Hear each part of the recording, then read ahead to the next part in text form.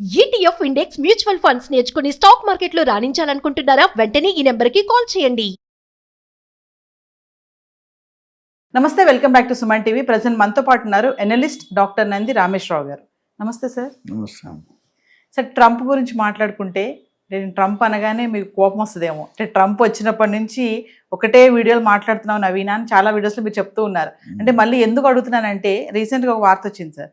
మన సరిహద్దుల్లో ఎవరైతే మన భారతీయులు ఉంటున్నారో అమెరికా వెళ్ళే రాంగ్ రూట్ని సెలెక్ట్ చేసుకోవడము, అక్కడ పట్టుబడిపోవడము, అంటే ప్రతి 20 నిమిషాలకి ఒకరు దొరుకుతున్నారంట. అంటే రోజుకి 65 మంది దొరుకుతున్నారని ఒక వార్త అయితే వస్తుంది.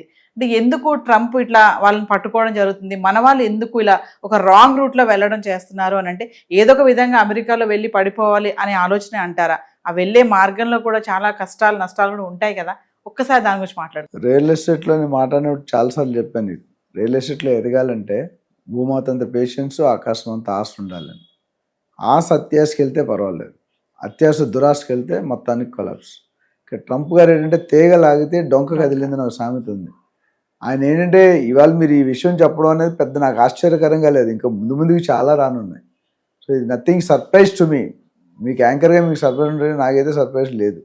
ఎందుకంటే ఆయన ఏదో ఒక రోజు వార్తల్లో ఉండాలనుకుంటాడు. మన లోకల్లో కూడా కొన్ని పొలిటికల్ లీడర్స్ ఉంటారు, రీజన్ ఉండదు, కారణం ఉండదు. సినిమా యాక్టర్స్ కానీ, సెలబ్రిటీస్ కానీ, స్పోర్ట్స్ స్టార్స్ కానీ, they want to be always remember. మొన్న ఆయన శివాజీ గారి ఇష్యూ కానీ. సో ట్రంప్ గారు ఏంటంటే కొత్తగా ది డే వన్ ఈ స్టార్టెడ్, ఈ wants to be #1 super power in the country, in the world. అందులో మనకి ఫార్చునేట్, ఆయనకి అన్ఫార్చునేట్. భారతదేశం చాలా అతివేగంగా పరిగెడుతుంది. సో ఎప్పుడైనా వన్డే క్రికెట్ మ్యాచ్ అయితే టై ఉంటుంది, చాలా టఫ్ మ్యాచ్. ప్రతి బాల్కి ఈడు గెలుస్తారు, ఆడిగి. అట్లా ఏ టైంలో అయినా ఇండియా మనల్ని అటాక్ చేయొచ్చు, ఇండియా మనల్ని అధిగమించవచ్చు. చైనా, జపాన్, ఇండియా, మూడు కూడా, రష్యా, ఇవన్నీ సూపర్ పవర్స్. అంటే టెక్నాలజీ విధంగా ఒకప్పుడు టెక్నాలజీ, మేము చిన్నప్పుడు ఉన్న టెక్నాలజీ అక్కడ 10 సంవత్సరాలు వాడేసింది, ఇక్కడ కొత్త టెక్నాలజీ. 10 సంవత్సరాలు అమెరికాలో వాడాక మనకి new technology. But now the same condition is not prevailing. ఎందుకు? యూఆర్ ఆల్సో లిటరసీ పెరుగుతుంది, చదువు పెరుగుతుంది, జాబ్స్ పెరుగుతున్నాయి, ఐక్యూ లెవెల్స్ పెరుగుతున్నాయి. ఇంతకుముందు కూడా చెప్పాను, every 4th engineer in America is from India. Every 4th engineer from India is from South.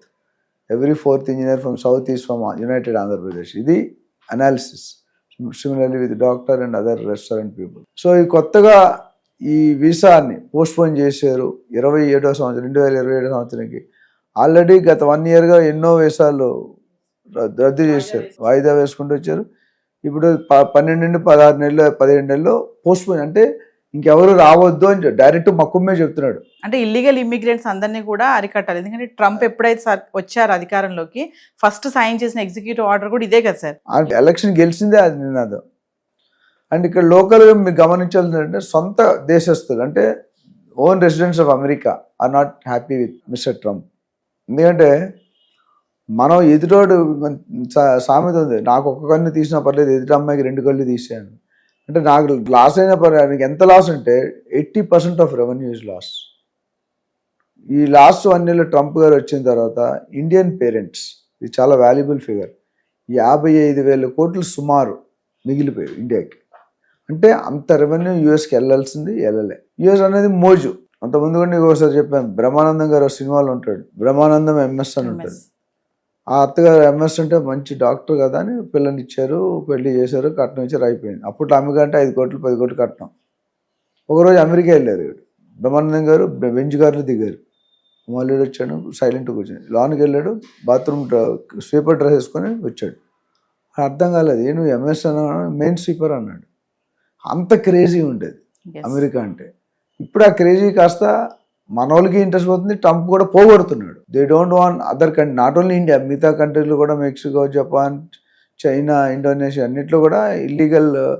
అయితే మన వాళ్ళు తెలుసుకోవాల్సింది ఏంటంటే ఈ ఇల్లీగల్గా వెళ్ళడం కరెక్ట్ కాదేమో. ఎందుకంటే నిప్పుతో చెలగటం అంటే ఎవ్రీ డే ఎప్పుడు నేను పట్టుకుంటాడు, అరెస్ట్ చేస్తాడు, బేడీలు వేస్తాడు, కొడతాడు, తిడతాడు. కొట్టడం అంటే లేదు, బేడీలు వేసినా మనం లాస్ట్ వీడియోలో మాట్లాడాం మనం. సో ఓవరాల్గా చూసుకుంటే ప్రతి నిమిషానికి 20 మంది, ప్రతి రోజుకి 65 మంది, సంవత్సరానికి 4,300 మంది పైన చేస్తున్నారు అమెరికాకి.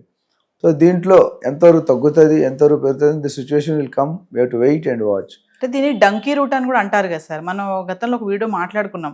మీరు డంకీ రూట్లో చాలా కష్టాలే ఉంటాయి కదంటే, సాఫీగా వెళ్ళిపోతారా, ఇబ్బందులు ఏమి ఉండవా? ఇందులో ఒక పాయింట్, ఇండియా వాళ్ళకి కానీ అదర్ కంట్రీస్ వాళ్ళకి కానీ అమెరికా అంటే ఒక మోజు. ఒక అమ్మాయికి అబ్బాయి ఎలా మోజు ఉంటుంది, అబ్బాయికి అమ్మాయి, అట్లా అమెరికా అంటే మోజు. అయితే కన్సల్టెంట్స్ ఉన్నారు మనకి ఇండియన్లో. అమెరికన్ ఎట్లా అంటే ఇద్దరు 2 రకాలు ఉంటాయి. ఒక కన్సల్టెంట్ నుంచి యూనివర్సిటీ దగ్గర డబ్బులు తీసుకొని పంపిస్తారు. ఒక కన్సల్టెంట్ నుంచి క్యాండిడేట్ దగ్గర డబ్బులు తీసుకొని పంపిస్తారు. క్యాండిడేట్ దగ్గర డబ్బులు తీసుకొని ఫాల్స్ యూనివర్సిటీ, ఫేక్ యూనివర్సిటీస్కి వెళ్తారు. యూనివర్సిటీ దగ్గర డబ్బులు తీసుకొని టాలెంట్ ఉన్న వాళ్ళు పంపిస్తారు. 3000 యూనివర్సిటీలు ఉన్నాయి అమెరికాలో, 2700 మంది ఫేక్ యూనివర్సిటీ. ఈ 2700 ఎవరైతే జాయిన్ అవుతారో వాళ్ళు అయో కాదంటే రోడ్డుపతి నుండి కరోడ్పతి కాదు, కరోడ్పతి నుండి రోడ్డుపతి అయిపోతుంది. అక్కడ వెళ్ళిన వాళ్ళు దొరికిపోతున్నారు. ఎవరైతే 10% యూనివర్సిటీ బాగుంది అందులో లైఫ్ అక్కడ ఆ యూనివర్సిటీలో పోస్ట్ ఇస్తారు, జాబ్ ఇస్తారు, స్కిల్స్ ట్రైనింగ్ ప్రోగ్రామ్ ఇస్తారు. సో ఓవరాల్గా చూసుకుంటే కనుక ట్రంప్ తీసుకునే నిర్ణయాలు మనకే కాదు మొత్తం యావత్ ప్రపంచం ఇవన్నీ పక్కన పెడితే వాళ్ళు ఓన్ దేశస్తులకే బైఅవుట్ స్కీమ్ చేశారు. గవర్నమెంట్ జాబ్ పీకేసీ ప్రెసిడెంట్ ఉంటుందా వితౌట్ ఎనీ రీజన్? 8 నెలలు శాలరీస్ నువ్వు వెళ్తావా అని తీసేయమంటావా అని, వేగంగా ఉంటావా సస్తావా అంటే చచ్చిపోతాడు. మరి బాగా అంటున్నాడు Trump, make America great again అంటూ. మళ్ళీ అమెరికన్స్ ఎందుకు ఎగనెస్ట్గా ఉంటున్నారు ట్రంప్కి? అంటే మరి ఏది చేసినా మా సిటిజన్స్ కోసమే అని చెప్తున్నాడు కదా సార్. మరి చెప్తున్నాడు, ఇప్పుడు తెల్లగా కనిపించేవన్నీ పాలు కాదు, నల్లగా కనిపించేవన్నీ నీళ్ళు కాదు.